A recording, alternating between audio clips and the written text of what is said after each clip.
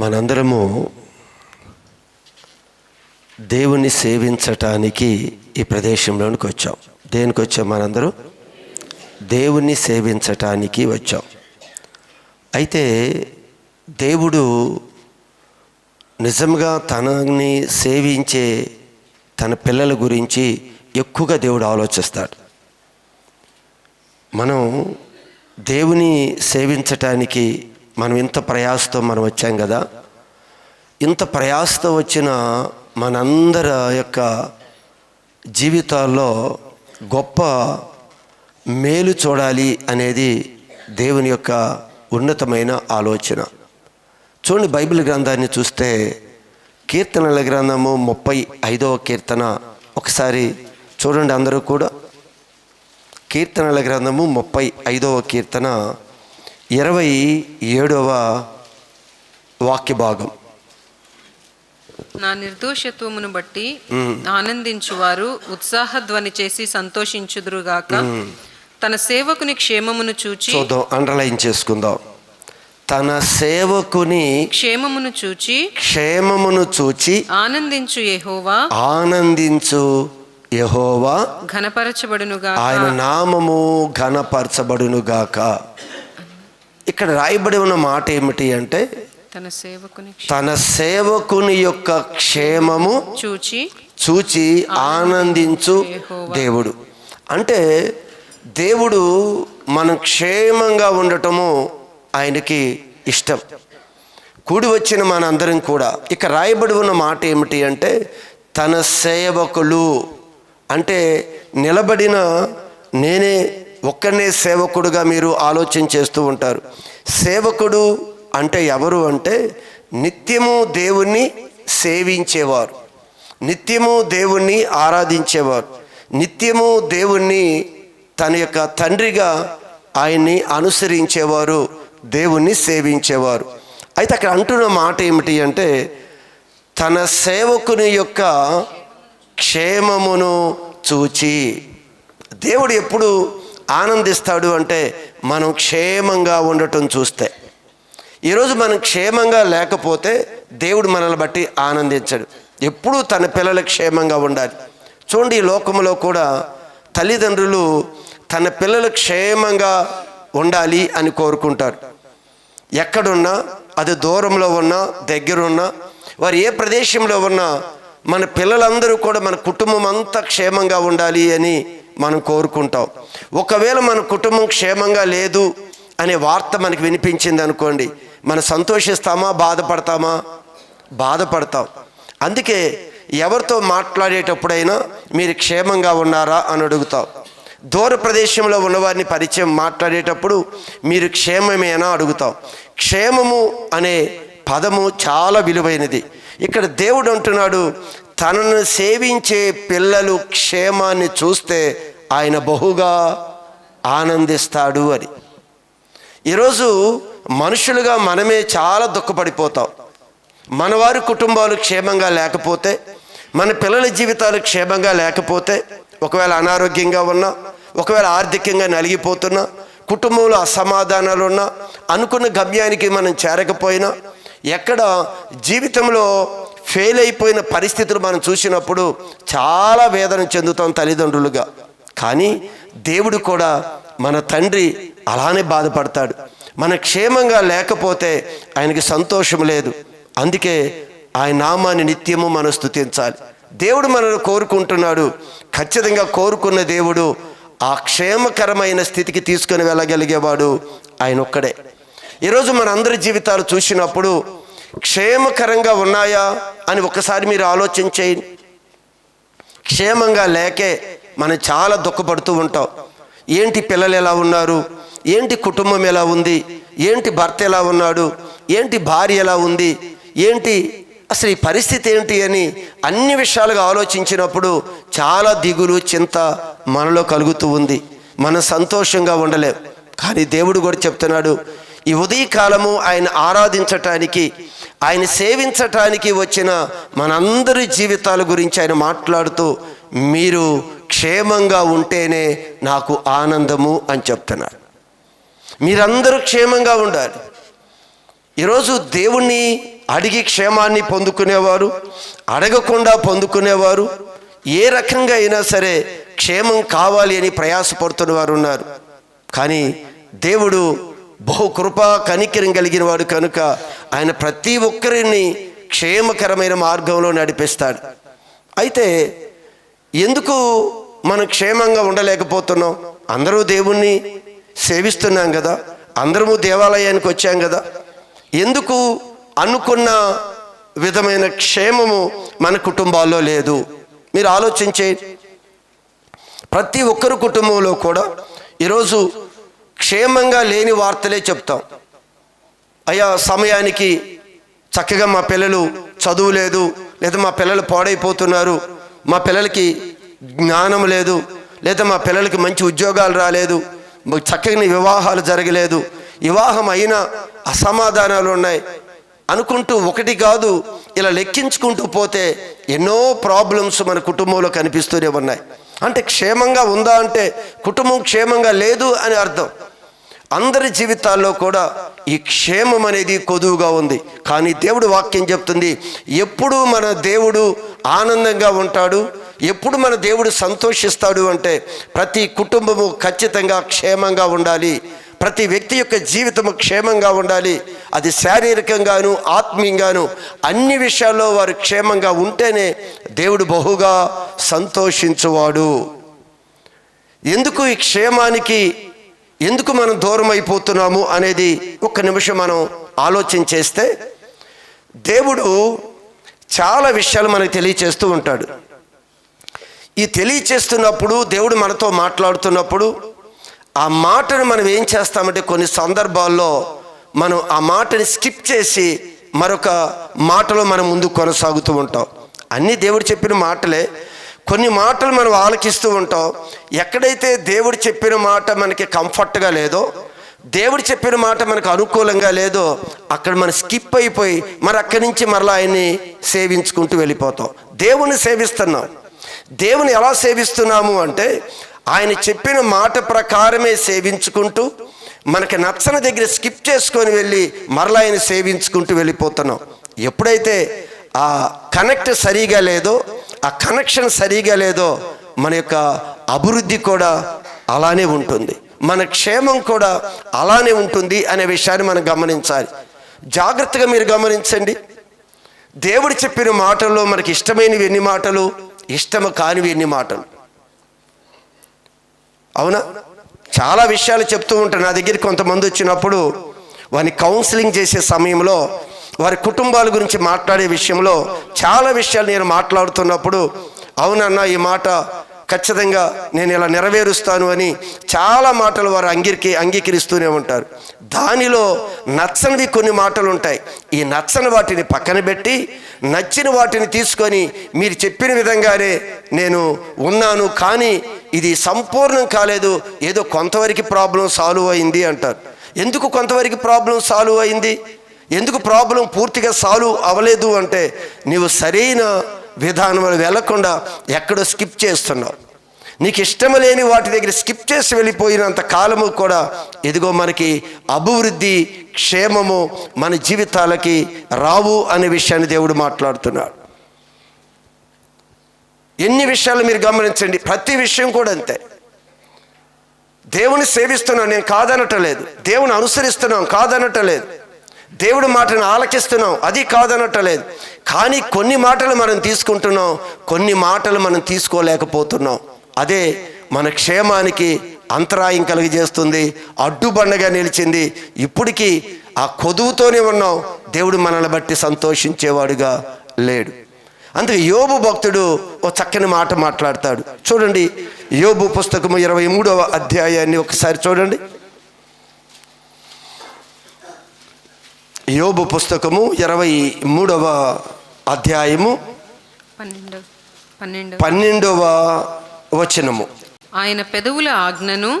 ఇక్కడ భక్తుడు ఒక విషయం చెప్తున్నాడు, మనలాంటి భక్తుడే. ఈ భక్తుడు జీవితము క్షేమంగా ఉండటానికి కారణం, ఈ భక్తుడి యొక్క జీవితం ఎందుకు యోబు అంత గొప్పవాడయ్యాడు, యోబు ఎందుకు తన తరములో ధనవంతుడిగా ఉన్నాడు, యోబు సంతానంతో కలిపి అంత ఆనందంగా ఉండటానికి గల కారణం ఏంటి అంటే, ఇదిగో ఇక్కడ ఆయన చెప్తున్న ఓ చక్కని మాట ఏమిటి? ఆయన పెదవుల ఆజ్ఞను, దేవుడు నోటిలో నుంచి వచ్చిన ఆజ్ఞను నేను విడిచి తిరగలేదు, నేనైతే ఎక్కడ విడిచిపెట్టలేదు అని సాక్ష్యం ఇస్తున్నాడు. నేను ఆయన చెప్పిన విధంగా నేను అడుగులు వేశాను, ఎక్కడ స్కిప్ చేయలేదు. నేను ఆయన పెదవుల ఆజ్ఞను, పెదవుల నుండి వచ్చిన ఆజ్ఞను నేను విడిచి తిరగలేదు, నేను విడిచి తిరగలేదు. ఈరోజు ఒక భక్తుడు, పరిశుద్ధాత్మ దేవుడు ఒక విషయాన్ని మన ముందుకు తీసుకొస్తున్నప్పుడు మనం కూడా వెంటనే చెక్ చేసుకోవాలి. నేను కూడా ఆయన పెదవుల నుంచి వచ్చిన మాటని స్కిప్ చేస్తున్నానా? ఆ మాటని చెప్పినట్లుగానే నన్ను జీవితంలో, నా కుటుంబంలో అనుసరిస్తున్నానా? ఇది మీరు ఒకసారి పరిశీలన చేయండి. కానీ ఇక్కడ పరిశుద్ధాత్మ దేవుడు ఒక భక్తుడి గురించి మాట్లాడుతూ ఉన్నాడు. ఈ భక్తుడు ఏమని సాక్ష్యం ఇస్తున్నాడు? ఆయన పెదవుల ఆజ్ఞను, దేవుని యొక్క పెదవుల ఆజ్ఞను నేను విడిచి తిరగలేదు, నేను విడిచి తిరగలేదు. ఆయన నోటి మాటలను, ఆయన నోటి నుండి వచ్చే మాటలను నా స్వాభిప్రాయము కంటే, నా సొంత అభిప్రాయము కన్నా ఎక్కువగా ఎంచితిని, ఎక్కువగా నేను ప్రేమించాను. ఆయన నోటి నుండి వచ్చిన మాట, ఆ మాట అంటే నాకు ఇష్టం. నాకు కొన్ని ఆలోచనలు ఉన్నాయి, నాకు కొన్ని కోరికలు ఉన్నాయి. కానీ ఇది కాదు, దేవుడు ఏం చెప్పాడో ఆ మాట యందు నేను లక్ష్య పెడుతున్నాను అని చెప్తున్నాడు ఇక్కడ. అదేనా మాట్లాడింది అక్కడ?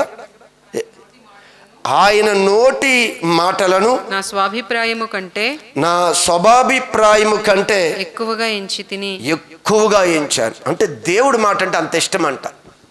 దేవుడిది వద్దు అన్నాడు, అంతే, నేను చెయ్యను. చూడండి, ఆ భక్తుడి జీవితాన్ని చూసినప్పుడు, ఒకప్పుడు యోబు జీవితం అంతా కూడా ఫెయిల్ అయిపోయింది, అంత కొలాప్స్ అయిపోయింది అని తన స్నేహితులందరూ చూస్తూ ఉండగానే మరలా దేవుడు యోబు జీవితాన్ని ఏ విధంగా మార్చుకుంటూ వచ్చాడు? రెండంతల దీవెనిచ్చాడంట ఆయన. పాడైపోయిన దేహాన్ని ఏ విధంగా నూతనపరిచాడు ఆయన? పసిపిల్లల దేహం లాంటి దేహాన్ని ఇచ్చాడంట. తన దేహము పాడైపోయినప్పుడు, తన దేహము అసహ్యంగా ఉన్నప్పుడు దేవుడు తిరిగి ఆ వ్యక్తి యొక్క దేహాన్ని పసిపిల్లల లాంటి మరలా దేహాన్ని కలిగజేశాడు దేవుడు. ఈరోజు మనందరి జీవితాల్లో ఇప్పుడు వరకు ఒకవేళ ఫెయిల్ అయిపోయామేమో, ఇప్పుడు వరకు ఆ క్షేమం మన కుటుంబంలో లేదేమో, కానీ దేవుడు వాక్యం చెప్తుంది, ఈ రోజైనా సరే దేవుని యొక్క మాటని మన అభిప్రాయం కన్నా ఎక్కువగా ఆయన మాటకి వాల్యూ ఇస్తే ఖచ్చితంగా మన జీవితాలు క్షేమంగా, ఉన్నతంగా ఉంటాయి అని దేవుడు వాక్యం తెలియజేస్తుంది. అందుకే ఆయన చెప్తున్నాడు క్షేమముగా. మీరు ఆలోచన చేయండి, ఎప్పుడు కూడా దేవుడు క్షేమంగా ఉంచాలనే కదా. కానీ ఈరోజు తల్లిదండ్రులుగా చెప్పే మాటలు పిల్లలకు కూడా వారికి ఇబ్బందికరంగా ఉంటుంది. కానీ నా క్షేమం కొరకు అది చెప్తున్నారు అనేది మనకు అర్థం కాదు. ఈరోజు కూడా దేవుణ్ణి అనుసరించి వెళుతున్న మన జీవితంలో కూడా ఆయన చెప్తుంది నా క్షేమం కొరకే కదా అనే మాటలు ఈరోజు అర్థం కావు. అది చాలా టైం తీసుకుంటుందేమో. ఇప్పటికి నెలలు, వారాలు, సంవత్సరాలు గడిచాయి. కానీ దేవుడి మాట నా క్షేమం కొరకు చెప్తుంది కదా, నేను క్షేమంగా ఉండాలని కదా దేవుడు నాతో మాట్లాడుతున్నాడు అనే గ్రహింపు మనలో రావటం లేదు. అందుకే మన కుటుంబాలు ఇంకా క్షేమకరంగా ఉన్నట్లుగా దేవుడికి కనిపించటం లేదు. కనుక ఈ ఉదయకాలం నీతో నాతో మాట్లాడుతున్నాడు, మీరు క్షేమంగా ఉండాలి, మీరు మీ పిల్లలు క్షేమంగా ఉండాలి. ఆ మాట దేవుడు మాట్లాడుతుంటే ఎంత ఆనందం వేస్తుందో తెలుసా. నిజంగా దేవుడు అంత క్షేమాన్ని మనం కోరుకుంటున్నాడు. ఈ లోకంలో మన క్షేమంగా ఉంటే అసూయపడేవారు ఉన్నారు. మన క్షేమంగా, మన పిల్లల క్షేమంగా ఉంటే, మన పిల్లలు అభివృద్ధి పొందుతుంటే అసూయపడేవారు ఉన్నారు.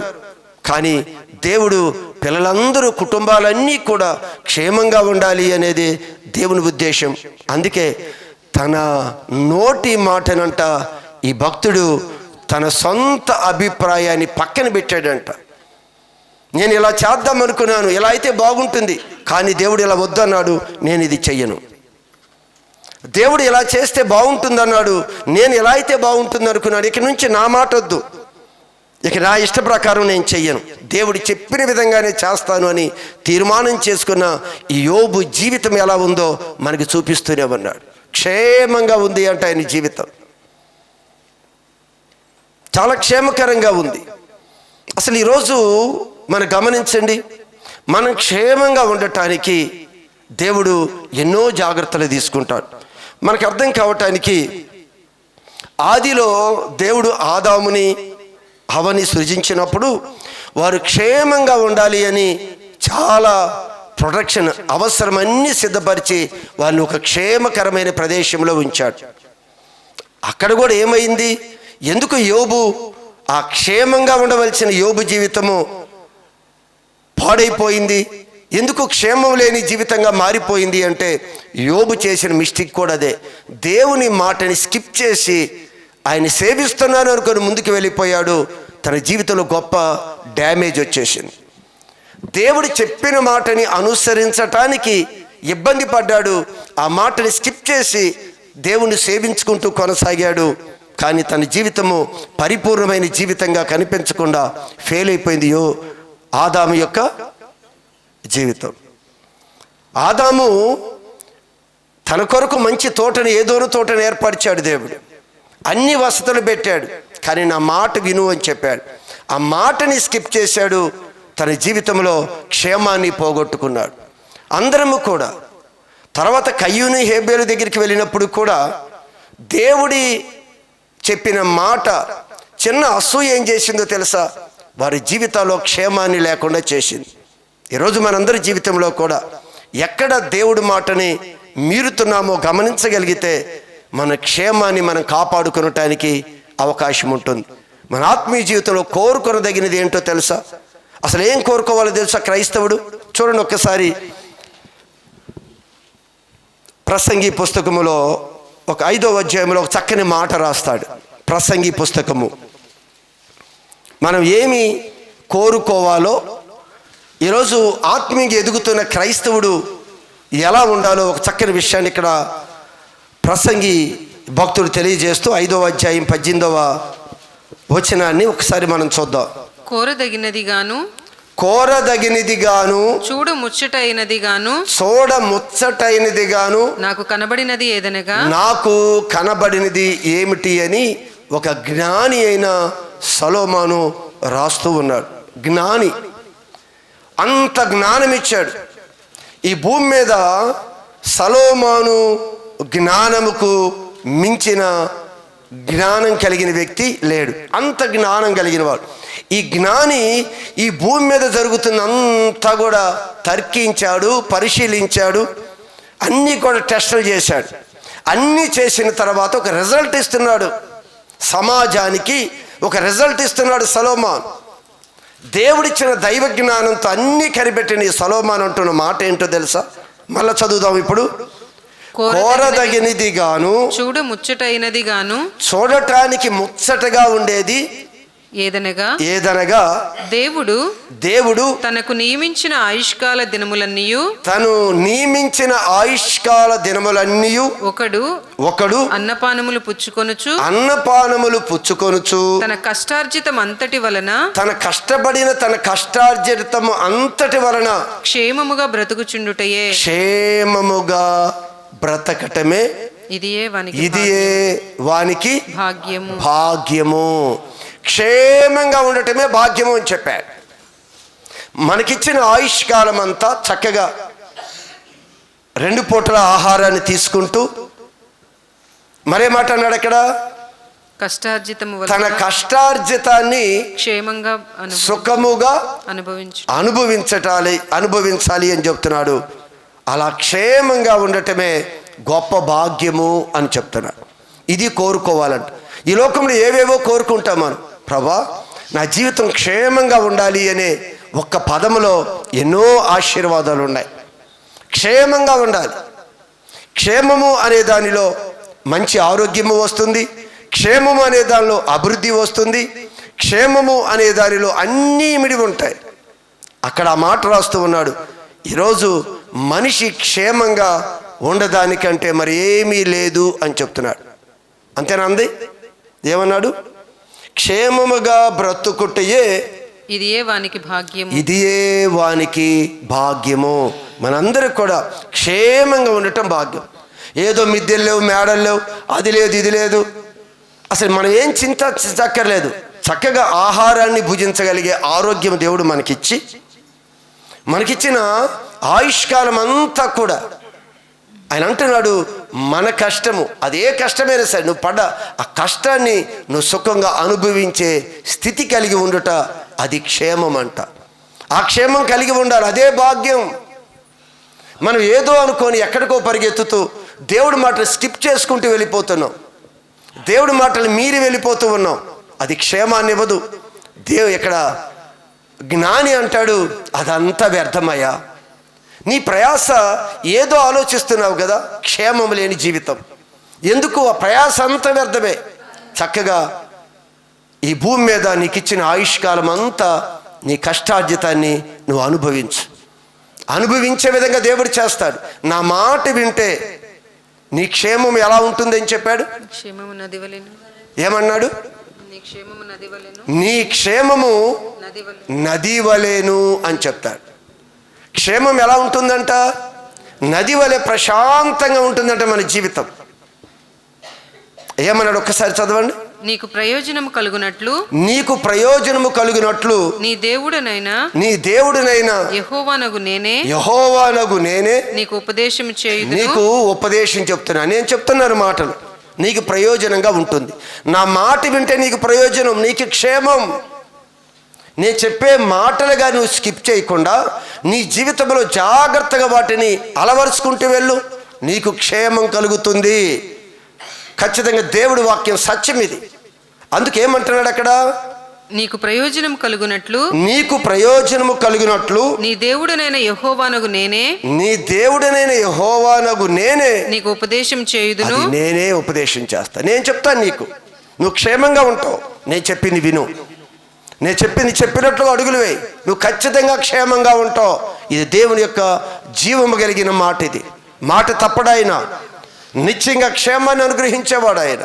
అందుకు ఆ విషయాన్ని తెలియచేస్తూ, నీవు నడవవలసిన త్రోవను నిన్ను నడిపించుదును, అది నేనే నిన్ను నడిపిస్తాను. నీవు నా ఆజ్ఞలను ఆలకింపవలెనని, అది నా మాటలను జాగ్రత్తగా ఆలకించాలి అని నేను ఎంతో కోరుచున్నాను. ఆలకించిన ఎడల, నువ్వు ఆలకిస్తే నీ క్షేమము నది వలెను, నీ నీతి సముద్ర తరంగముల వలెను ఉండును. నీ సంతానము ఇసుక వలె విస్తారమగును. నీ సంతానము విస్తారమవుతుంది. అదంతా మీరు తర్వాత చదువు. వారి నామము నా సన్నిధి నుండి కొట్టివేయబడదు. వారి నామము నా సన్నిధిలో నుంచి ఎప్పుడు కొట్టివేయబడదు, మరువబడదు. చూసారా? వాళ్ళ నామం ఎప్పుడు నా సన్నిధిలో ఉంటారు. వారు ఎప్పుడో తెలుసా? నా మాటని, నా ఆజ్ఞని నువ్వు జాగ్రత్తగా ఆలకించు. నేను చెప్పిన విధంగా అడుగులు వేయి. నది వలె క్షేమంగా ఉంటుంది నీ కుటుంబం. సంగమా, ఒక్క విషయాన్ని గమనించుదాం. ఈరోజు దేవుని యొక్క ప్రేమ గొప్పది. దేవుడు ఎప్పుడు మన చెయ్యి విడవడు.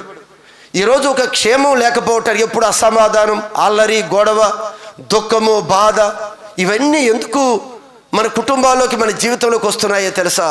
ఎక్కడో మాటని బ్రేక్ చేస్తున్నాం. అందుకే ఆ లోపలికి ఈ శ్రమలు అనుమతిస్తున్నాం మనమే. ఎక్కడో బ్రేక్ చేస్తున్నాం మనమే. దేవుడు చెప్పిన మాటను ఎక్కడో బ్రేక్ చేస్తున్నాం కనుక అపవాదికి చోటు ఇవ్వద్దు అని చెప్పాడు. నువ్వు బ్రేక్ చేస్తే అపవాదికి అవకాశం ఇస్తున్నావు కదా. దేవుడు వాక్యం ఏం చెప్తుంది? అపవాదికి చోటు ఇవ్వద్దు. చోటు ఎలా ఇస్తామో తెలుసా? సాతానికి. వాడు మన జీవితంలోనికి వచ్చి మనల్ని, మన పిల్లలని, మన ఆస్తిని, సమస్తాన్ని పాడు చేయడానికి మనం ఏం చేస్తున్నామంటే అవకాశం ఇస్తున్నాం. అపవాదికి చోటు ఇవ్వద్దు. వాక్యము దేవుడు చెప్పిన విధంగా ముందుకు వెళుతూ ఉన్నప్పుడు అపవాది ఎక్కడ కూడా ఎంటర్ అవ్వలేడండి. ఎక్కడైతే మరి స్కిప్ చేస్తాం కదా, ఆ మార్గంలో నుంచి అపవాది ఎంటర్ అయిపోతాడు. అందుకే అపవాదికి చోటు ఇవ్వద్దు. సంగమా, దేవుని పిల్లలు, దేవుని యొక్క కుటుంబాలు బలమైన కుటుంబాలుగా ఉండాలి.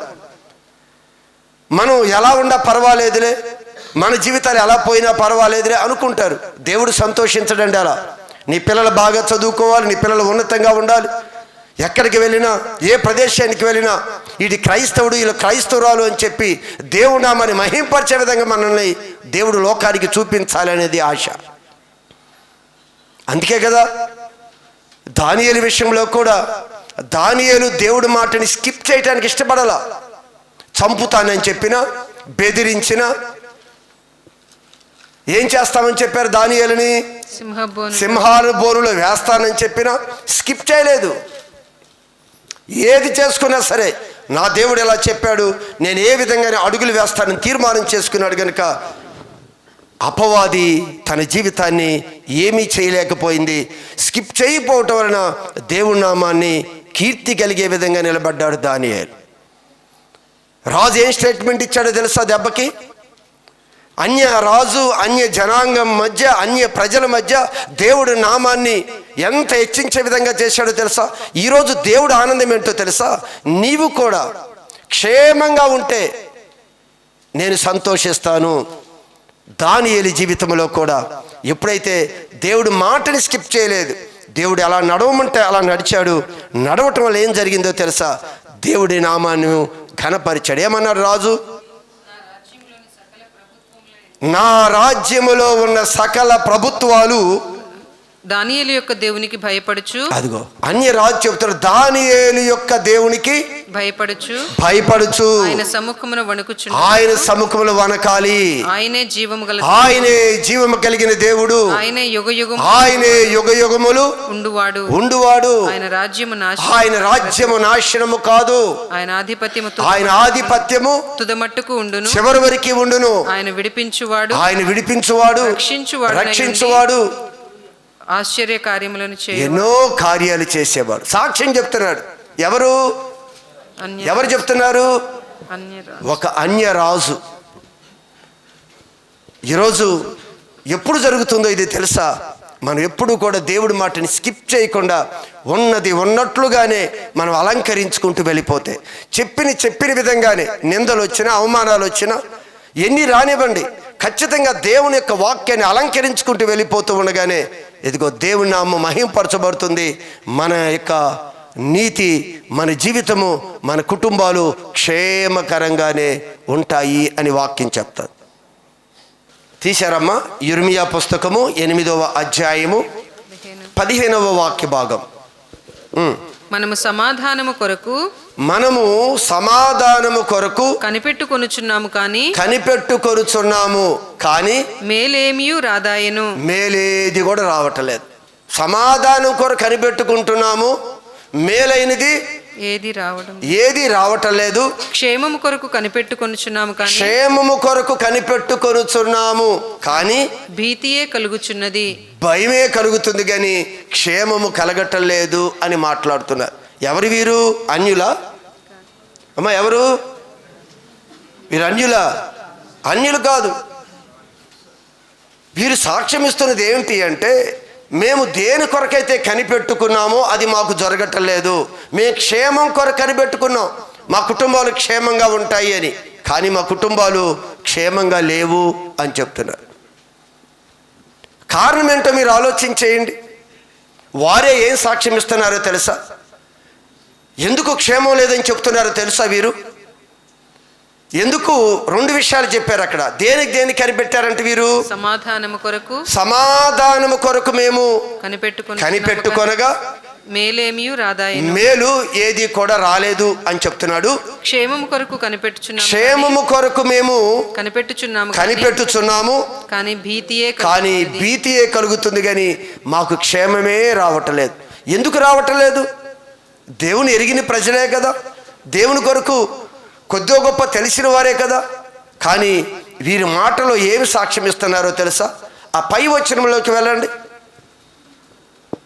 14వ వచనం. మనము పోగుపడి ప్రాకారములు గల పట్టణములోనికి పోదము. ప్రాకారము కలిగిన పట్టణములోనికి పోదుము. అక్కడే చచ్చిపోదుము రండి. యెహోవాయే మనలను నాశనం చేయుచున్నాడు. దేవుడు నాశనం చేస్తున్నాడు. మనం వెళ్ళిపోయి ప్రాకారము కలిగిన పట్టణములోకి వెళ్ళి అక్కడే చచ్చిపోదాం రండి. ఎందుకు అంటే వీళ్ళు క్షేమం కొరకు ఎదురు చూశారంట, క్షేమం రావటం లేదంట. నెమ్మది, సమాధానం కొరకు ఎదురు చూశారంట, కుటుంబాల్లో సమాధానము, నెమ్మది వారికి దొరకటం లేదంట. ఈరోజు మనం కూడా అంతే కదా.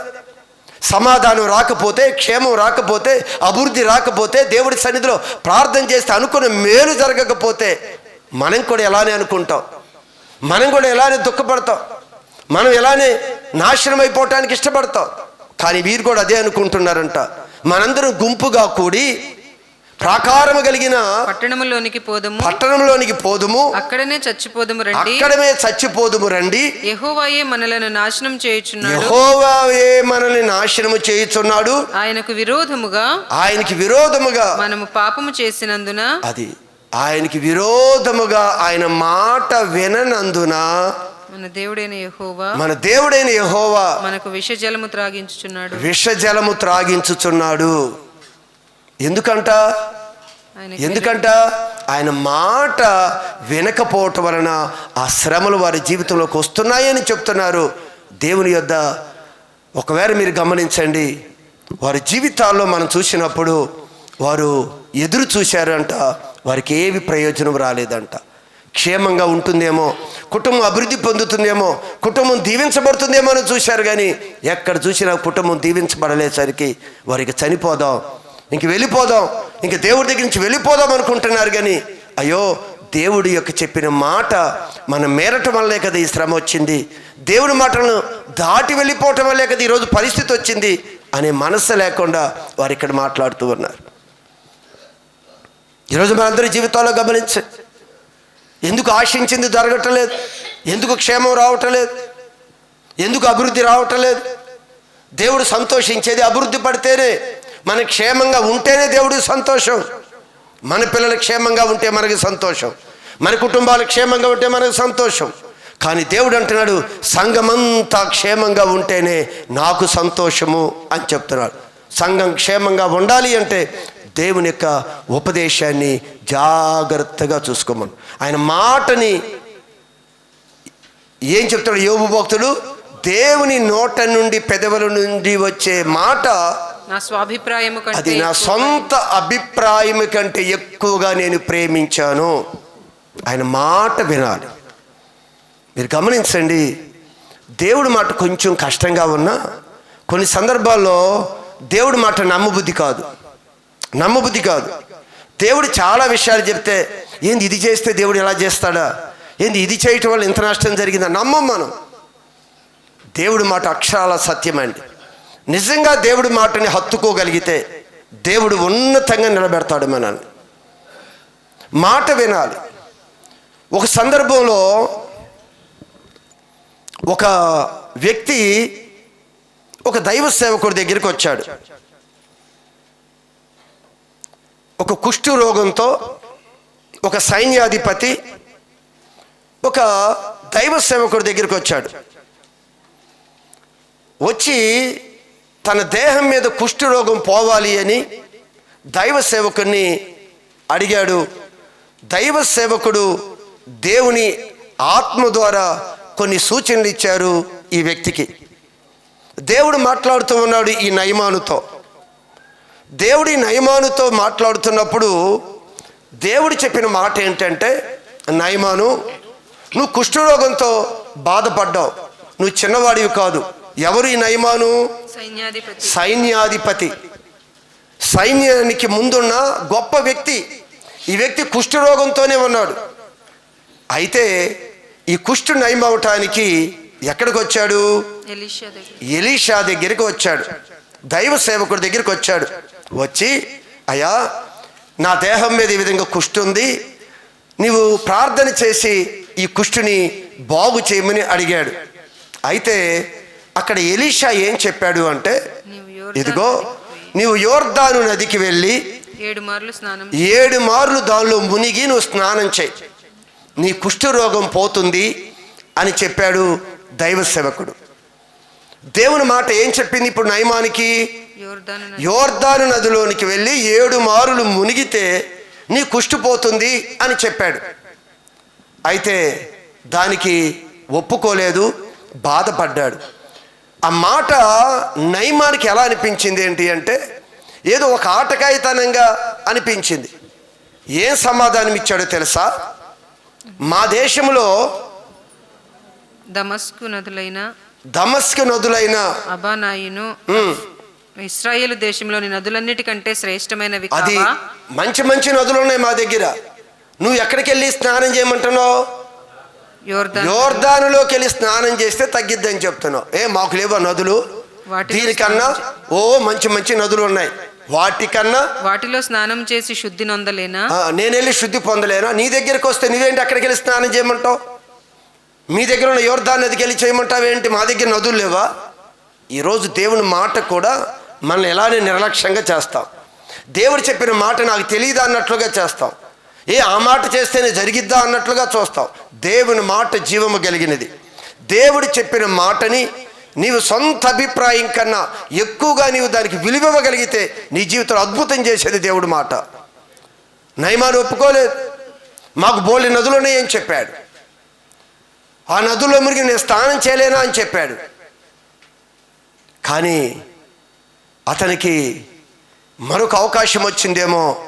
మరొక వ్యక్తి వచ్చి నయమాన్తో చెప్తున్నారు, అయితే అతని దాసులలో ఒకడు వచ్చి నాయనా ఆ ప్రవక్త ఏదైనా ఒక గొప్ప కార్యము చేయమని ఆ ప్రవక్త గాని నీకు గొప్ప కార్యము చేయమని నియమించిన ఎడల నీవు చేయకుందువా? చేస్తావు కదా. నువ్వు సైన్యాధిపతివి, నీవు అధికంగా డబ్బు కలిగిన వాడివి, నీ ముందు అనేక మంది మనుషులు మార్బలం ఉంది. ఆయన కానీ ఒకవేళ పెద్ద యాగం చేయమంటే చేస్తావు, లేదా కొన్ని లక్షల రూపాయలు ఇవ్వమన్నా ఇస్తావు, లేదా ఇంకేమైనా పని చేయమన్నా చేస్తావు. మరి చిన్న మాట చెప్పాడు, ఇది ఎందుకు చేయలేకపోతున్నావు అని తన పనివారు ఇదిగో ఇంతో చెప్తున్న సలహా చదవని ఏమని చెప్పారు? ఆ ప్రవక్త ఏదైనా గొప్ప కార్యము చేయమని నియమించిన ఎడల నీవు చేయకుందువా? అయితే స్నానము చేసి శుద్ధుడవు కమ్ము అన్నమాట. స్నానము చేసి శుద్ధుడువు కమ్ము అన్న మాట దానికంటే మేలు కాదా? దానికంటే మేలు కదా. పెద్ద పని చెప్పలేదు కదా.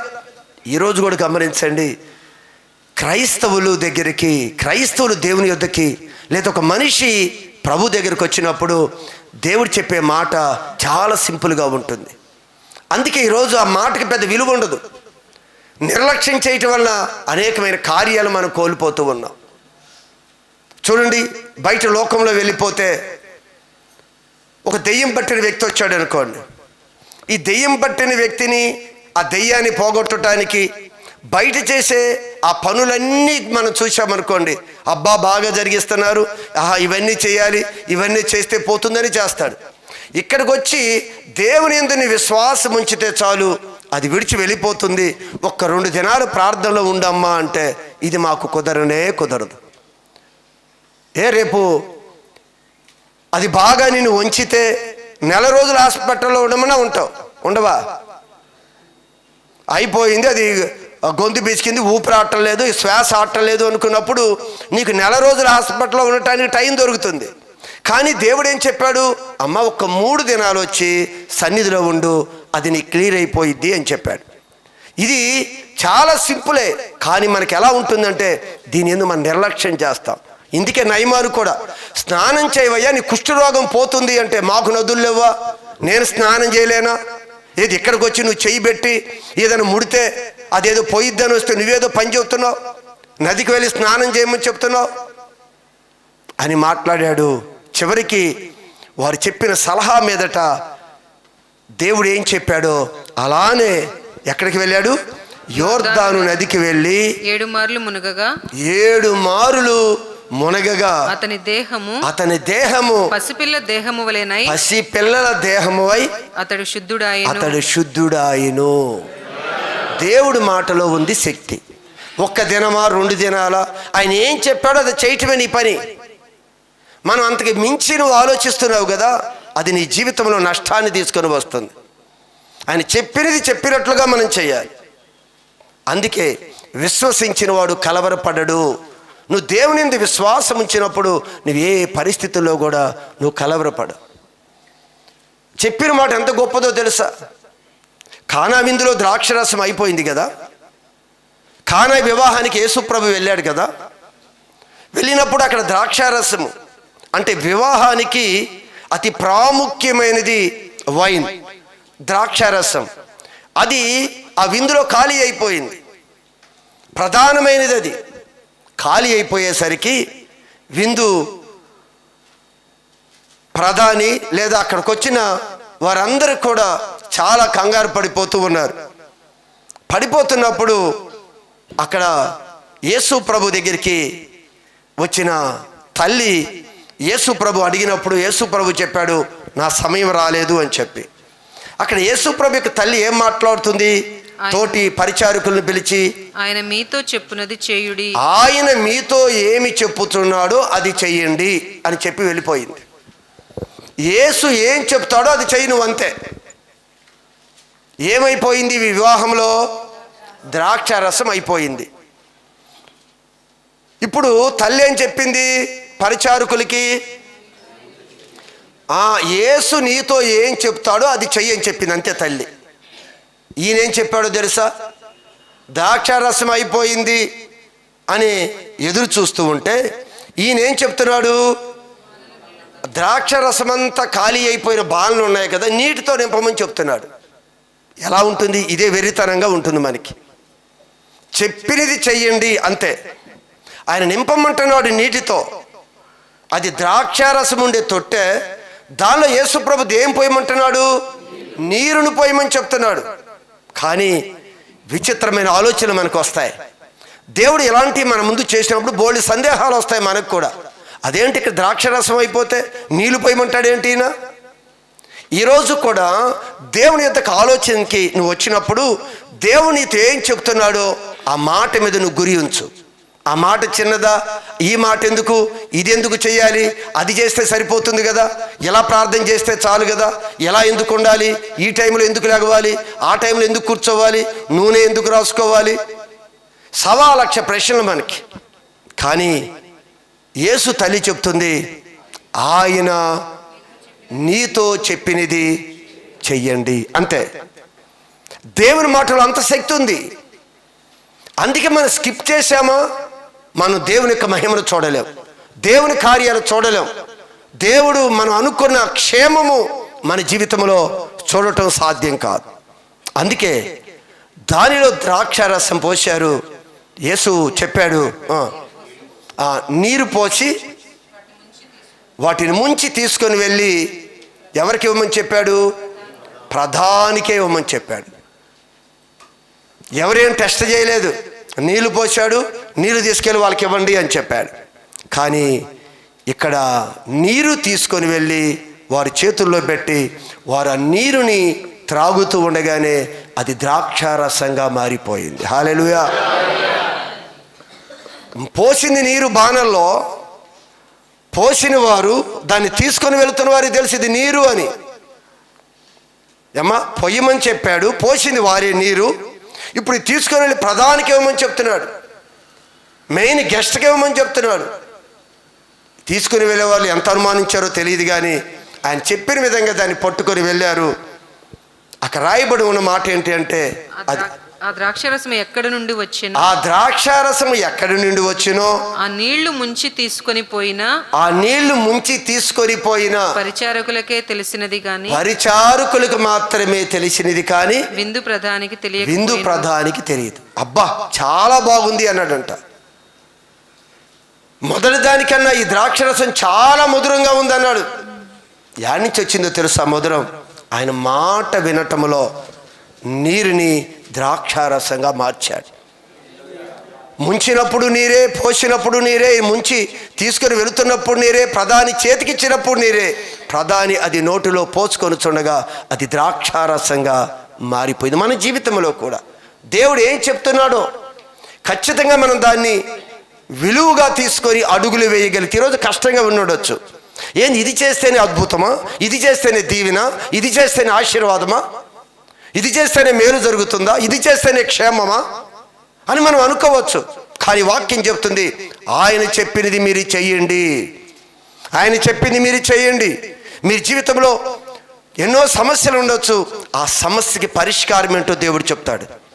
చిన్నది పెద్ద ఏదో ఒక స్టోరీ లాంటిది ఏం చెప్పడు, చిన్నది ఇది మార్చుకో చాలు, నీ మాట మార్చుకో చాలు, చిన్నగా ఓర్చుకో చాలు, చిన్నగా క్షమించు చాలు, నువ్వు అసూయపడొద్దు, నువ్వు కోపగించుకోవద్దు. చిన్నది నీ జీవితంలో ఒక అద్భుతం చేయటానికి దేవుడిచ్చిన చిన్న సలహా, అది దేవుడు వాక్యంలో నువ్వు ఎక్కడ బ్రేక్ చేసావో అది మళ్ళీ కనెక్షన్ అవుతుంది.